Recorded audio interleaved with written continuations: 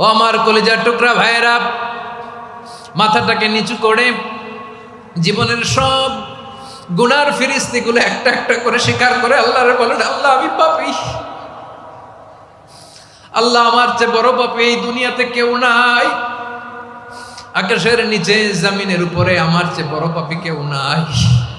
একটা একটা করে আল্লাহ স্বীকার করি আমি পাপী, সব পাপের স্বীকৃতি দিলাম।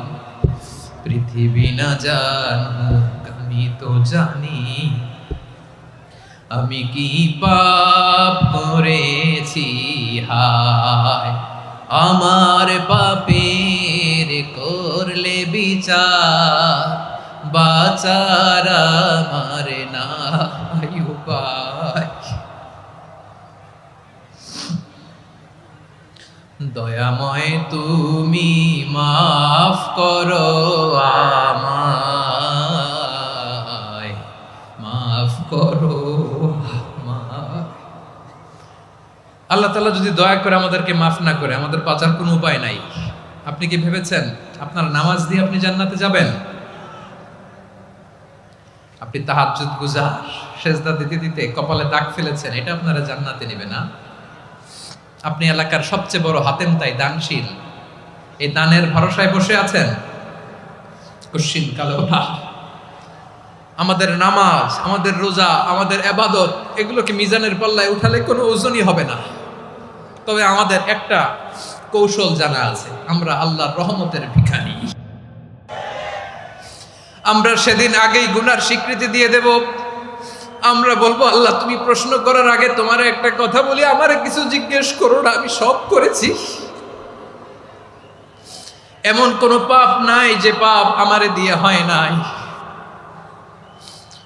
তোমার রহমত দিয়ে তুমি জান্নাতে পাঠাবা, তোমার দয়ায় জান্নাতে যেতে চাই, আমল দিয়ে না। পারবেন বলতে? কিয়ামতের দিন আমরা বলবো, আল্লাহ আমার আমল দিয়ে জান্নাত চাই না, আমি তোমার দয়া দিয়ে জান্নাত চাই। তোমার দয়া ছাড়া আমার কোনো উপায় নাই। কারণ আল্লাহ যদি বিচার করে, বাঁচার কারো উপায় নাই। আল্লাহ যদি বলে ফেলেন তুই এটা করলি কেন, ওখানে গেলি কেন, কোরআনে 1000 বার নিষেধ করলাম তারপরেও এই পাপে জড়ালি কেন, এরকম প্রশ্ন ছুড়ে দিলে আমার উত্তর আছে? বাঁচার কোনো উপায় আছে? রোজ হাসরে হে আল্লাহ আমার করোনা বিচার, আল্লাহ করোনা বিচার, বিচার চাহি না তব দয়া চাই, এ গুনাহগার